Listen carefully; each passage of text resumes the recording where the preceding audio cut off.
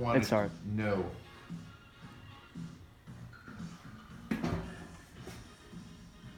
Okay, I'm Sam Smyth. This is Sam Smyth aboard Car Service. This car went and the owner took it up to someplace in Columbus and had an engine swap on it. So we're going to go over this and see just what it may further need or anything. It was overheated, unfortunately, and we've got some lights on and some idling running issues. So we're just running a video on this so we don't get caught in between two garages. Or not two garages, myself and another garage. So this is the reason for this video. Plus we want to know what's going on. So we've taken the liberty to put this up in the air. I'm going to go over a few things and show you. But anyway, being it is here, we've got motor mount that we would have replaced when it was out. That was a definite, I don't know what happened there. The oil sending unit we have leaking here, so that needs replaced. But remember, that's not an actual replacement for an engine. You can see where the engine was drug on the ground and then did dent and push that up. Now that's should have been on a dolly. Oh, here's something I didn't see. There's the weep holes. Those are all supposed to weep some. Even new ones, weep some. Oh, look, you can see where I've got my light, see right here, where oil stain was running down it. And then here. So, I mean, all these engines aren't going to be perfect. Main thing we would look for is, the head between the block. And as long as it wasn't running and just dripping down like this completely, like the way this leak is, then there's nothing wrong with having a leak out of those weep holes. So I don't know. I don't know whether that's a good thing or a bad thing to seal those things up. But anyway, needless to say, one way or the other, that's it. We're going to steam clean underneath this thing too. We've got a little leak here. I don't know what's going on. That with the engine disconnected could have been taken care of. It had new mounts when it went up there in the back. Let's see what else. We got some tranny leaks a little bit here. We're not trying to pick the guy's work or anything apart. We're just trying to make sure that this thing stays all good. We did all the brakes and accumulator spheres, but it's all come back and things are like kind of weirdly rusted and whatever. I don't know what's going on, but the lights are on the brakes, so I don't know if it needs some bleeding or the switches are sticking up in here. We've got some leaks right here, leak from that hose there, leak here. It's running down the sphere right here. It's getting the exhaust wet, so we killed the car. We also have a coolant leak right here. If you can get this, can you get that? Do you see that? Yep. That coolant leak right there I just got. So we've got to see up there, what's leaking. If I'm looking at the back of the engine this way, and I'm going up, the back of that cylinder head's bone dry. So I don't know. There was a heater control valve that needed replaced. Maybe when that was replaced or whatever, that was just some excess antifreeze there. This bushing's really bad. Everybody knows these can go bad, and they go bad too, though. This is why you get oil and antifreeze off of rubber. It likes to turn it into gummy stuff. So the old saying about, leave the oil alone on the cars and everything's wrong, because it just eats up rubber. You can see over here, this one still has its structural integrity right here as if it's new. So, and then we go back, and as we roll on back here, it was sitting outside till we could get it inside the car cover like all our cars. And we've got what looks like the leaking fluid here, but it's actually fluid doesn't run uphill. So we have a box here catching. This pump is actually leaking by this diaphragm and leaking down on the ground. So it also has old hoses, fuel hoses right here. See those old banded hoses? They're as hard as a rock. So fuel pump set and these hoses changed out will make for a definite for sure start on the thing.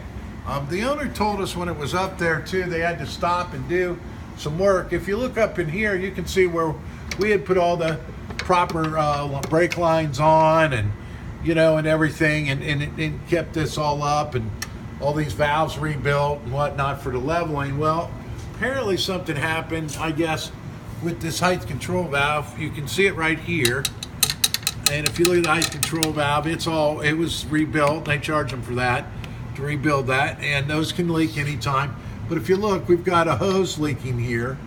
And it's like anything. You fix one hole in the dam, you fix another. I don't know why a hose wasn't put on, though, because you literally had to take that off to do that. And if you look here, you can see all our hoses. These are for all the brakes and everything, too. So, we didn't get into the height control valves. Look at the original over here. As you can see, over here with the undercoat and everything, this valve is actually not leaking at all. I mean, it's bone dry. So anyway, that's something new. That wasn't on there when it left here, this red paint on this drive shaft. Oh, yeah. I don't know if that's for vibration purposes or lining up the dampener, or maybe that was pulled out, most likely, to mark it all, to keep it in proper alignment. Yeah, I don't know. So anyway, we know about that. We know about some of these leaks here. We're not sure about everything. This steering knuckle up here, it has its boot. It's ripped, needs taken care of, and the oil filter housing right here, this piece, is actually dripping out of the nut, if you see it right there. Yep. And then we got some leak actually out of the filter right here, if you see it right there. So some of these things are going to have some attention needed on them, taken care of. I don't know what sort of warranty is with this. On this side too, you can see right here the weed poles come around on my backside. These weed poles were leaking too, right here, see? And they put some sort of sealer. This plug, or that could be fluid still from this. So we're gonna have to, it's either leaking out of this plug or coming from a brake sphere fluid right by where they patched that. I don't think it's actually coming out of that patch, because that, whatever that stuff is, it looks pretty strong and intense. So as long as he doesn't, have any rod noise or tight wrist pin noise or valve noise, or breaching head gaskets, or run through antifreeze and get the oil contaminated, then that's okay, I guess. If you block those holes off, I don't know. I mean, I've never seen one that didn't leak something, so I wouldn't block it off. So, but I don't know. I can't speak for what other shops do. So anyway, that being said, we're going to lower this down and take some more looks on it. So we'll just keep the video running. If you just want to stand back a little bit, I'll lower this down. Let's get actually under the bonnet and see what's going on there. So far, there's nothing really crazy stupid. I definitely have to say I don't like the blocking of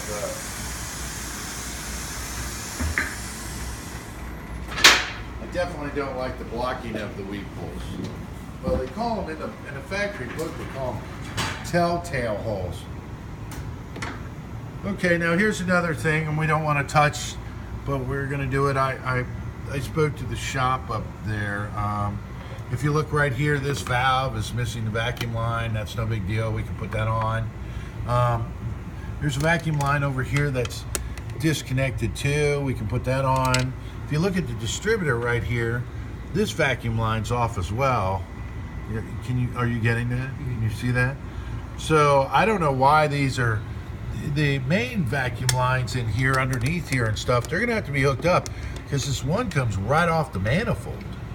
So I mean, you can't have that. It just never run right. The little boot needs put back on. That was something we had purchased, the sender and this new, and this had had a rebuilt water pump and a new radiator and the upper tank rebuilt and everything with the thing before it went up there. The problem was it was all too late. The car had been overheated, so that was kind of the end of it. So anyway, with that being said, you know, we've got some vacuum lines off. You can see the fan clutch is even good, and the AIR pump's good. Those are all things we've maintained on the car. Hold on. I'll come over here, and here's the heater control valve right here. We ran a test on it with the key on, and this servo's not working, and it had been working. So there's a little screw here. You can loosen that and allow that rod to come out, and then check this servo, see if it's the actual piece itself here and it's hooked up wrong, or you know what I mean, has it in a bind. You know what I'm saying? You can see if the servo's gonna work. This thing pushes this up this way, and this little piece comes out, which turns the heater valve on. So the heater valve's staying shut, even though you let the car warm up a little bit and it lowers an idle, but it's still too high an idle because the vacuum line's off, and I don't know why, what the deal is. So, and the heat's not working, and I don't really hear a lot of the servos. These older vintage cars, you can hear climate control systems working. They'll go, and that's like lower servos, upper servos, that sort of thing. You know, you can direct a full screen, full down, hot or heat, you know, full cold. You have a center flap behind the heater core here that you know, shuts all fresh air off, and that whole thing, that whole deal. So we're going to go through all these items, plug up the vacuum lines, not plug them up, hook them up.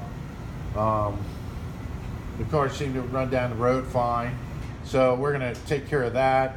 We've got an issue here too. We found this loose, so we put a tie strap on it. Whoa. And that's why we put the tie strap on it.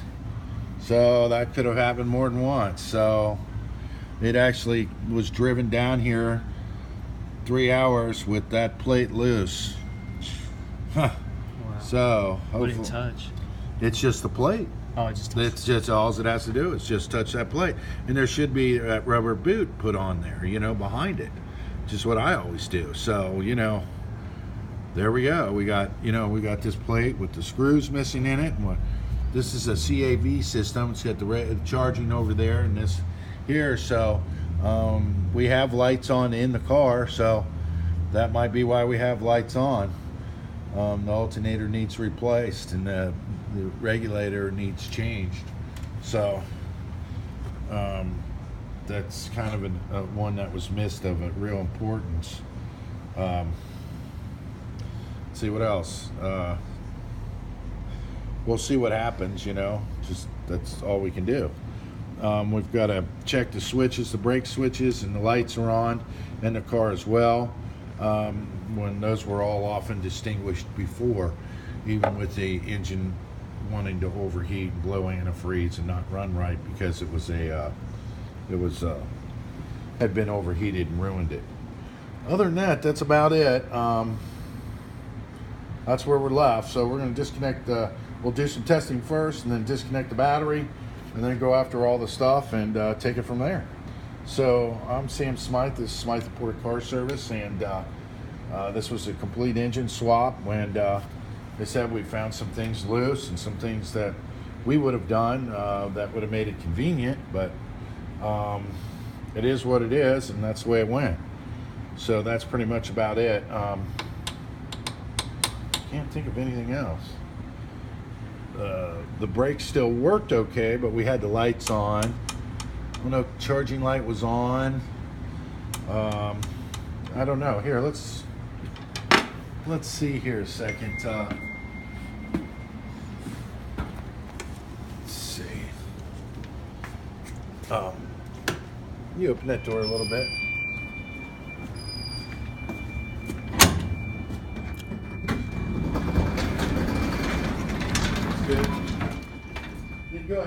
on over here. All right. On the other side? Keep it running over here on my side. And then, so we know that's all working. So we're gonna put the key in, and there's our generator light. So low fluid, brake failure. We're in park. We're gonna start this and see. Here's our amp gauge. Push to the floor. It's charging fine, see? Yeah. It instantly went off, see the charge. Right. So there's no damage there. There's what is low fluid and partial brake failure. So between the switches and then low fluid, we'll take a look and see what's going on there. Now let me turn the heater on. The heater's all the way on. If you look here, the red's on. We've got it pulled out, pushed in. So I'm going to turn it off now. So the heater's all on. Take the buzzer out a second, or the key out of the buzzer. So we're charging, we're good, no worries there. So leave that open. And then let's see if that moved. No, see that didn't move. The water gauge, the water control valve did not open. See? It's not open. So anyway, and if you look right here, this fluid's on the mark. This fluid here, well, there it is. It's low. So low fluid would be a good indicator on this car. So hopefully we'll just top this up with the RR363, and that'll kill that light. And then the other ones I think are related to pressure. I don't know. We'll see. Can't remember. But we'll fill this first and take it from there. Do the simple, easiest, quickest first is what we like to do around here. And then move on, because it's easy to spend a lot of money on these cars. So we just get them good and safe, good driving, and take it from there. That's pretty much about it. So I'm Sam Smyth. This is Smyth Imported Car Service here in Cincinnati, Ohio. You can find us on the web, www.smythimports.com. And the telephone number here is 513-793-0434. Thank you.